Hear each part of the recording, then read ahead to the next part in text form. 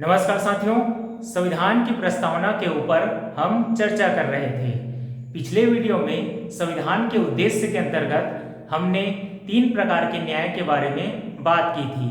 आज हम देखते हैं स्वतंत्रता या लिबर्टी। संविधान लोगों को 5 प्रकार की स्वतंत्रता प्रदान करता है, अर्थात संविधान की प्रस्तावना में 5 प्रकार की स्वतंत्रता का उल्लेख है। पहला क्वेश्चन आपसे यही पूछा जा सकता है कि संविधान की प्रस्तावना में कितने प्रकार की स्वतंत्रता का उल्लेख है। तब आपका आंसर होगा 5 प्रकार की स्वतंत्रता का उल्लेख है। तो देखते हैं ये 5 प्रकार की स्वतंत्रता क्या है।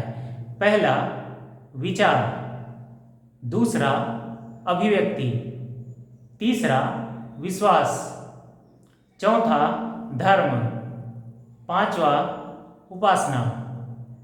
इंग्लिश में लिखा हुआ है liberty of thought, expression, belief, faith and worship. आपको इन 5 प्रकार की स्वतंत्रता का क्रम जैसे प्रस्तावना में लिखा हुआ है उसी सीक्वेंस में आपको बिल्कुल बारीकियों से याद रखना है, क्योंकि आप अभी भी अपना नोटबुक खोलकर देख लीजिए या फिर पॉलिटी की एक फेमस बुक है, संविधान की एक चर्चित किताब है, उसमें भी आप देखेंगे तो इसका क्रम थोड़ा सा अलग लिखा हुआ है जो कि गलत है। वहाँ पर लिखा हुआ है ये धर्म शब्द जो है यह विश्वास शब्द के पहले लिखा हुआ है। पहले धर्म लिखा हुआ है, उसके बाद विश्वास लिखा हुआ है।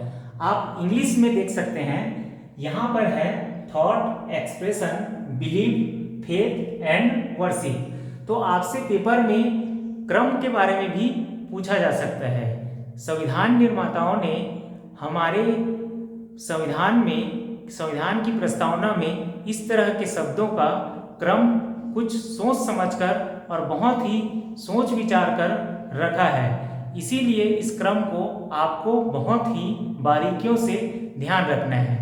पहले आएगा विचार, दूसरा अभिव्यक्ति, तीसरा विश्वास, चौथा धर्म और पांचवा है उपासना। अब देखते हैं पहला विचार, थॉट। थॉट होता क्या है? मन ही मन में तर्क वितर्क करके सोचना और समझना, और इसी सोच का अंतिम रूप ही विचार कहलाता है। अब दूसरा आता है एक्सप्रेशन या अभिव्यक्ति। अभिव्यक्ति एक व्यापक शब्द है। हम अपने विचारों को किसी भी तरह से प्रकट कर सकते हैं। हम अपने विचारों को किसी भी तरह से सामने लाकर स्पष्ट रूप से अभिव्यक्त कर सकते हैं।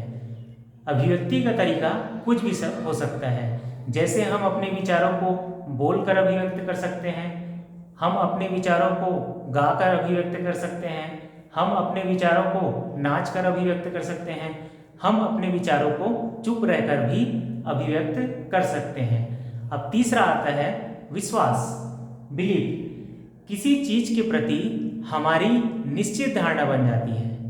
किसी भी चीज के प्रति हमारी निश्चित धारणा बन जाती है और हमें लगने लगता है कि यही सही है और इसका अस्तित्व विद्यमान है।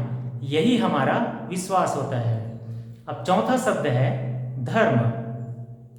धर्म का सही मायनों में अर्थ होता है धारण करने योग्य। जो धारणा सभी को धारण करना चाहिए वही धर्म कहलाता है। जैसे धारण करने योग्य होता है सत्य, धारण करने योग्य होता है अहिंसा, धारण करने योग्य होता है ईमानदारी। यह सब धारण करने योग्य होता है। लेकिन प्रस्तावना में जो धर्म शब्द लिखा है उसका अर्थ रिलीजन से है। हिंदू, मुस्लिम, सिख धर्म, इस तरह के धर्म से उसका तात्पर्य है। उस प्रस्तावना में जो धर्म लिखा है उसका अर्थ यह है कि किसी भी धर्म को हम मान सकते हैं, हम अपने आचरण में ला सकते हैं और किसी भी धर्म को हमें प्रचार करने की स्वतंत्रता है। और पांचवा शब्द है उपासना। पूजा या आराधना करने के तरीके को ही हम उपासना कह सकते हैं। अब देखिए साथियों, यह अभिव्यक्ति एक्सप्रेशन शब्द जो है यह हमारे भारत के संविधान के अनुच्छेद 19(1)(a) में भी उल्लेखित है। वहाँ पर लिखा हुआ है वाक एवं अभिव्यक्ति की स्वतंत्रता। तो आपसे यह क्वेश्चन भी पूछा जा सकता है कि अभिव्यक्ति शब्द का उल्लेख कहाँ कहाँ है, तब आपको आंसर देना पड़ेगा अनुच्छेद 19(1)(a) में भी है और प्रस्तावना में भी है। और वैसे धर्म शब्द का भी उल्लेख संविधान के अनुच्छेद 25 और 28 में भी, 25 से लेकर 28 तक में भी धर्म शब्द का उल्लेख है और प्रस्तावना में भी है। तो यहाँ पर आपको स्वतंत्रता में आपको 5 प्रकार की स्वतंत्रता का सीक्वेंस आपको अच्छे से ध्यान रखना है। तो आज की क्लास में सिर्फ इतना ही। नेक्स्ट पार्ट हम नेक्स्ट वीडियो में देखेंगे। धन्यवाद।